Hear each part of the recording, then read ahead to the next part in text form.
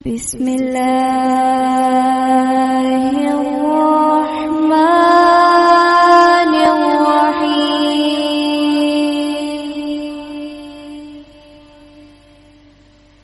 تبارک الذی بیدہ الملک وہو علی کل شیء قدیر۔ پیاری یوٹیوب فیملی، السلام علیکم۔ کیسے ہیں آپ سب لوگ؟ امید ہے کہ آپ سب لوگ بہترین ہوں گے اور اچھے سے جی رہے ہوں گے اپنے اپنے علاقوں میں، اپنے اپنے گھروں میں۔ میں ہوں عصمت تیمور، لے کے آتی ہوں آپ کے پاس نئی نئی کہانیاں، قصے اور افسانے بھی۔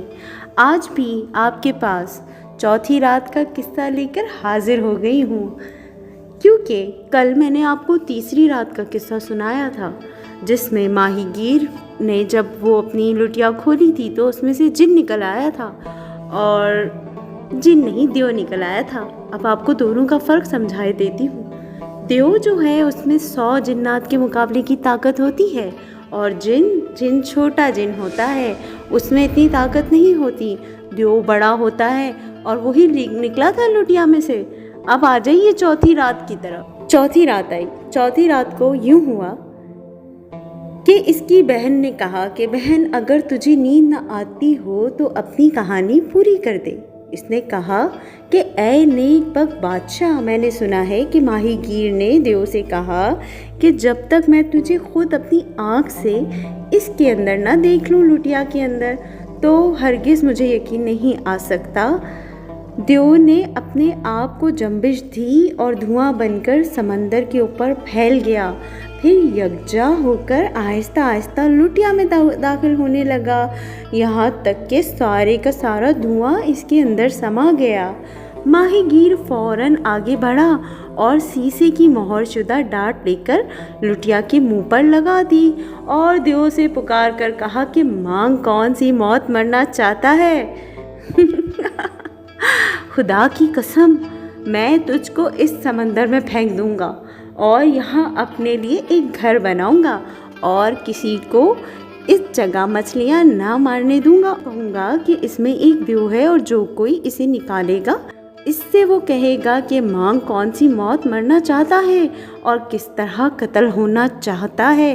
جب دیو نے ماہی گیر کی باتیں سنی اور اپنے آپ کو بند پایا اور نکلنا چاہا اور نکل نہ سکا، کیونکہ حضرت سلیمان علیہ السلام کی مہر اسے نکلنے نہ دیتی تھی، اور اسے یقین ہو گیا کہ ماہی گیر نے مجھے دھوکے سے بند کیا ہے، تو اس نے کہا کہ اے ماہی گیر، میں تو تیرے ساتھ مذاق کرتا تھا۔ ماہی گیر نے کہا کہ اے سب سے زیادہ ذلیل اور ناپاک اور کمینے دیو، تو جھوٹا ہے۔ اب ماہی گیر لٹیا کو لے کر سمندر کی طرف بڑھا تو دیو نے کہا کہ ہائے ہائے توبہ، یہ کیا کرتا ہے؟ ماہی گیر نے کہا کہ ہاں، وہ خبیث گڑگڑانے لگا اور خوشامد کرنے لگا، اور اس نے کہا اے ماہی گیر، تو میرے ساتھ کیا کرنا چاہتا ہے؟ اس نے کہا کہ میں تجھے سمندر میں پھینک دوں گا، اور اگر تو 1800 سال اور اس میں رہے گا میں تجھے رہنے دوں گا، یہاں تک کہ قیامت آ جائے۔ اب میں تجھ سے ہرگز نہ کہوں گا کہ مجھے زندہ رہنے دے۔ خدا تجھے سلامت رکھے اور مجھے قتل نہ کرنا، کہیں ایسا نہ ہو کہ خدا تجھے قتل کر ڈالے اور تو میری بات نہ مانے اور میرے ساتھ بے وفائی کرے۔ اب خدا نے مجھے تیرے اوپر قابو دیا ہے اور اب میں تیرے ساتھ بے وفائی کرتا ہوں۔ دیو نے کہا کہ اگر تم مجھے کھول دے تو میں تیرے ساتھ بھلائی کروں گا۔ ماہی گیر نے کہا کہ تو جھوٹا ہے، اے مردود، میری اور تیری مثال ایسی ہے جیسے یونان بادشاہ کے وزیر اور دوبان حکیم کی۔ دیو نے کہا کہ یونان بادشاہ کا وزیر اور دوبان حکیم کون ہے یہ، اور ان کا کیا قصہ ہے؟ مجھے بھی سنانا۔